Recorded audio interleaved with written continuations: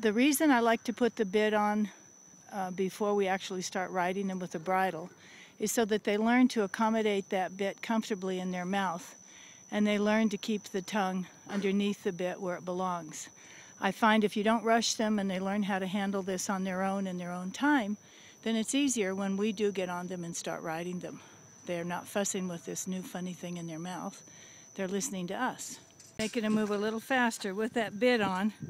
I can see who keeps their mouth closed and who tends to open it already, but they're doing fine. There we go. Come on, boys. So that way we're not doing too many things at once with the babies. We're not putting a new bit in, jumping on their back and pulling them around. They're getting used to the bit, and then we'll put the saddle on and belly up a little bit today. The process begins for these yearlings who are, in a couple of days, 2 years old. Let's have one more look at them. Here we go. Pretty good stuff, huh? You're learning.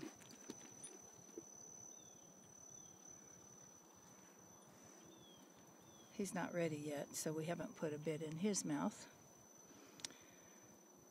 But here comes Mr. Duffy. And he says, well, you got me moving a little. I'll be nice and quiet when we go to put that rider on. Right, boy? Oh, here's Eric on Duffy's prediction. First time he's being ridden like a real horse with a bit, and Eric on his back. And he's showing a lot of sense. Who is that on your back? Look at him. You'll see the horses do that. They'll turn their nose around and say, what is that?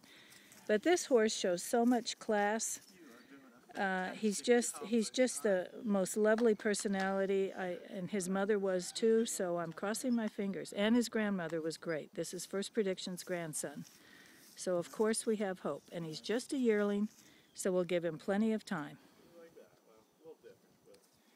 This is Zulu's turn now. Zulu Prince. He's a Pennsylvania bred that I bought at the sale. And he's a little spicier than Duffy's prediction. But we'll see how he does.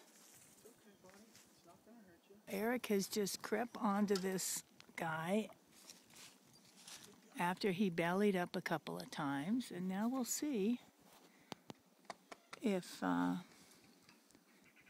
Zulu Prince will be nice. Okay, let's go forward just a little bit. Just a little bit. Hang on. There you go. Good boy. It's all right, buddy. Tell him he's good. There you go. Easy got it. There you go. Wow. Good boy. Look at that. Now, a month or so ago, we just did that, walking around leading him with the rider on his back and nothing, no bridle or bit. And here we are a month later. This is the first time Eric is getting on him, and he is showing a lot of sense.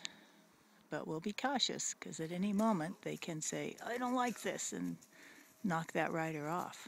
You see, when these thoroughbreds are handled so much when they're young, and if you lay on top of them and lean against them and have a lot of body contact, it's not so shocking when you finally do climb up and get on.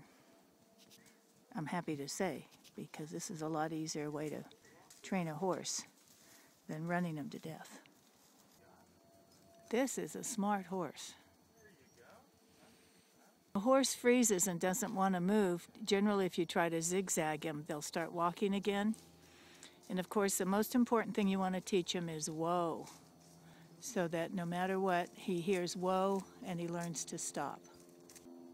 There you go. That's a boy. Come on, a little more. A little more. There you go, buddy. There you go, buddy. You're doing a good job. This is such a smart horse. I hate to admit he's doing better than prediction. He's going forward with no problem. His very first time with a rider and a bit in his mouth, and he's turning. This is absolutely incredible. I love this horse. What a nice guy. And you hear the whoa, whoa. Let's learn to stop. It's very important. Release and tell him he's a good boy.